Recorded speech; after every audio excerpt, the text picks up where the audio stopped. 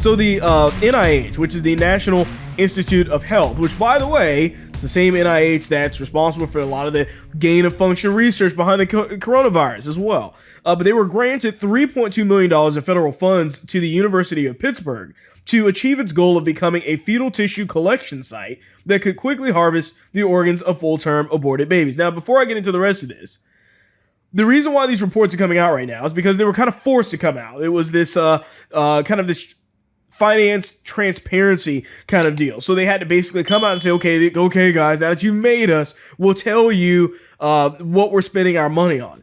And this is one of the things that came out of that report. So this is from a Judicial Watch release.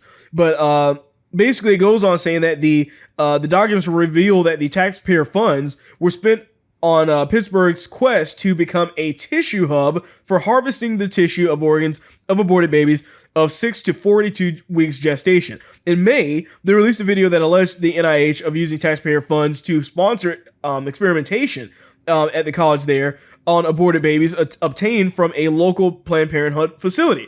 And a lot of people kind of pass this off as rumor or something, but this is the report that we're seeing here.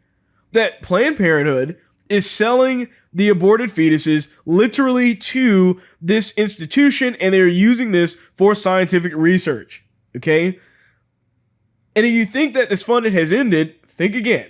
Because the reports also show that they've already have been granted at least $2.7 million for its human fetal tissue harvesting activities. So they're still giving money to this activity. And these documents also show that taxpayer money is being used to turn the University of Pittsburgh into a one-stop shop human fetal tissue shop, from procuring the tissue from elective abortions, subdividing the human remains, and distributing and shipping the harvested tissue as well. What you're seeing here is pure evil. There's no doubt about it. Anybody that's telling you anything else is out of their mind. This is not about science. This is purely about people taking advantage of a situation and then using it for evil purposes. And Democrats call this a right. They do. They're telling people that women have a right to allow this to happen.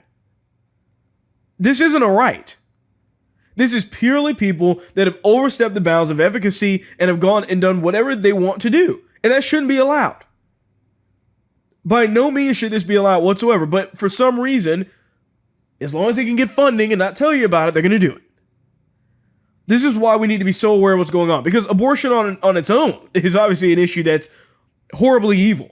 But when they can't even give a burial to these, what are babies, what are human lives, and are instead dissecting them and shipping them across the different countries or whatever all over the place so that they can use them for scientific experiments, I don't understand how these people are supposed to get away with this.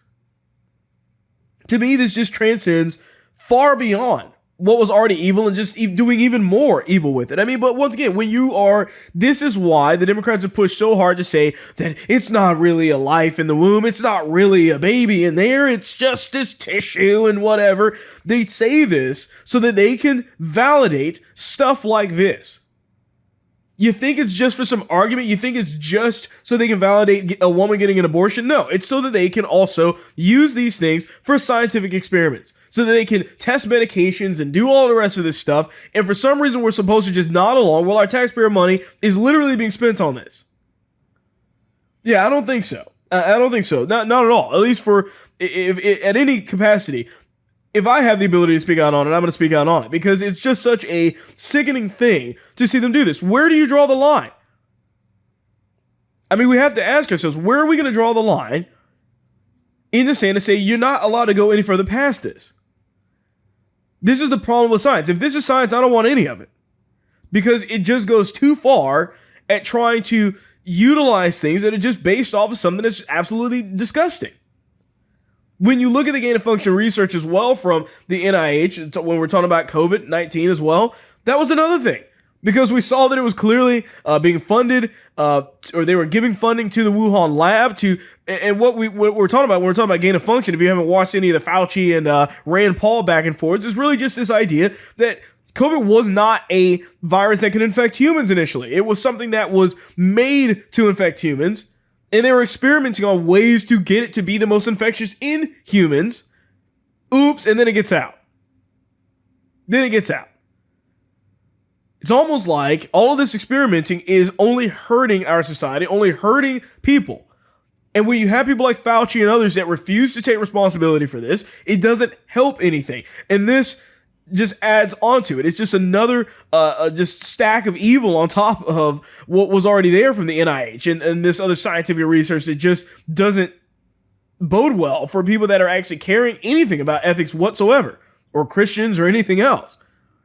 Like I said, if this is science, I don't want any of it. I don't want any more of this stuff. This needs to stop immediately. But the best thing we can do is to make people aware of this, because I'm pretty sure most people in the United States would not stand for stuff like this if they knew what was really going on. You just watched a clip from The William Hall Show. Please remember to like, share, and subscribe.